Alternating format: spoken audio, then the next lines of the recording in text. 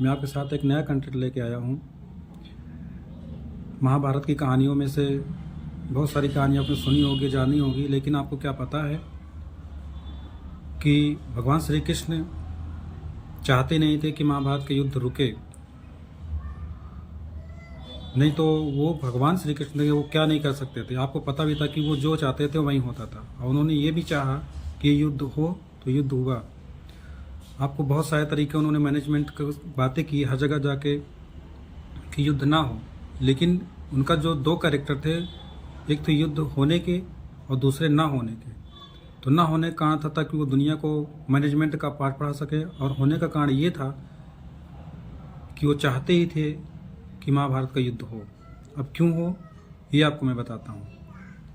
क्योंकि आप जानते हैं कि बहुत बहुत महान कैरेक्टर उसमें थे, और जो दो सबसे बड़े कैरेक्टर थे, एक पांडवों की तरफ से अर्जुन और कौरवों की तरफ से कर्ण, जिसे महारथी कर्ण, दानवीर कर्ण के नाम से जाना जाता है, और उसका कैरेक्टर भी वैसे ही था।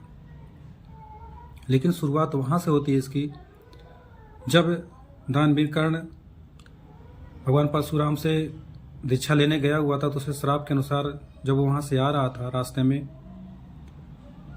तो सामने से एक ब्राह्मण आकर आ रहे थे जो कि उन्हें दान में घी मिला हुआ था। तो जब घी लेके आ रहे थे तो वो अपने रथ पे सवार होकर के कर्ण रास्ते से आ रहा था। तो वो उसी सोच में मग्न था कि मुझे हर जगह से श्राप मिल जाता है, और पता नहीं मेरी कैसी दुर्गति है कि मैं ना चाहते हुए मुझे हमेशा श्राप मिल जाता है।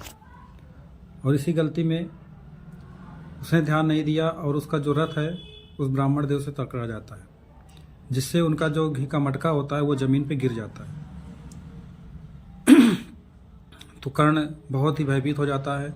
वो जानता है कि मुझे हर जगह ब्राह्मणों से ही ज़्यादा श्राप मिले हुए हैं, इसलिए वो उनसे ब्राह्मण देव से विनम्र निवेदन करता है कि मैं आपको चाहे जितना भी घी चाहिए मैं उतना दे दूंगा।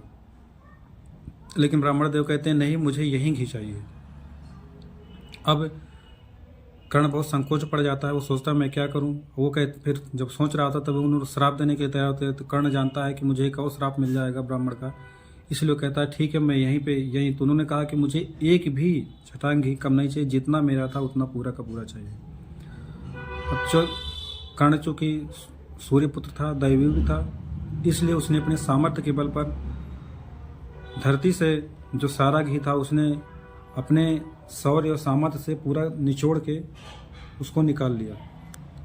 अब उसकी निचोड़ने से धरती माता का जो, चूँकि धरती है तो उनका जो अंग था, चूँकि जब निचोड़ा उसने एक तत्व से, धरती माता का जो अंग था वो दर्द से कराह उठा। चूँकि वो बलिशाली था और दैवी पुत्र था, और धरती माता भी दैवी तो है। तो उन्होंने, जब उनको दर्द नहीं सहा गया, वो गई वासुदेव श्री कृष्ण के पास, और उन्होंने उनसे ये अनुरोध किया कि हे परमपिता परमेश्वर, मैं धरती वीरों से भर चुकी है। वो जब चलते हैं, जब अपने शौर्य का प्रदर्शन करते हैं, और जो दुष्ट हैं जब वो अपनी थाप पे आते हैं, तो मुझसे दर्द सहा नहीं जाता है, और इतना भार बढ़ गया है कि मेरे भार जो है असहनीय नहीं हो रहा है। तो उन्होंने, भगवान श्री कृष्ण ने उनको आश्वासन दिया कि समय आने पर जो है इसका निवारण किया जाएगा। तो मेन शुरुआत जो होती है यहाँ से महाभारत की होती है। तो चूँकि और कोई चारा नहीं था, इसीलिए उन्होंने इसको दो पक्षों में निवारण किया। चूँकि एक हस्तिनापुर का जो प्रॉब्लम था वो चल रहा था, और इधर कर्ण जो है इधर से महारथी के रूप में तैयार होकर जा रहा था। तो उन्होंने जितने भी उपदेश दिए, जितनी भी सारी चीज़ें की, वो जीवन को सुधारने और मैनेजमेंट के लिए किया। लेकिन जो दूसरा उनका पक्ष था वो बिल्कुल ही था कि युद्ध नहीं रुकना चाहिए। इसलिए जब भी कहीं वो बात करने जाते थे तो पूरी की पूरी बात करते थे, और सबको समझ में भी आता था कि हाँ युद्ध नहीं होना चाहिए। लेकिन उसमें ऐसी कोई ना कोई पॉइंट रख देते थे या कोई ना कोई बात बोल देते थे जिससे युद्ध होने की आशंका बढ़ जाती थी। तो किसी भी परिस्थिति में नहीं चाहते थे कि युद्ध रुके। दोस्तों ये खाली इतना था कि हाँ वो कहानी की शुरुआत है।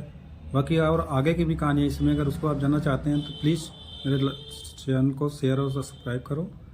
थैंक यू, धन्यवाद।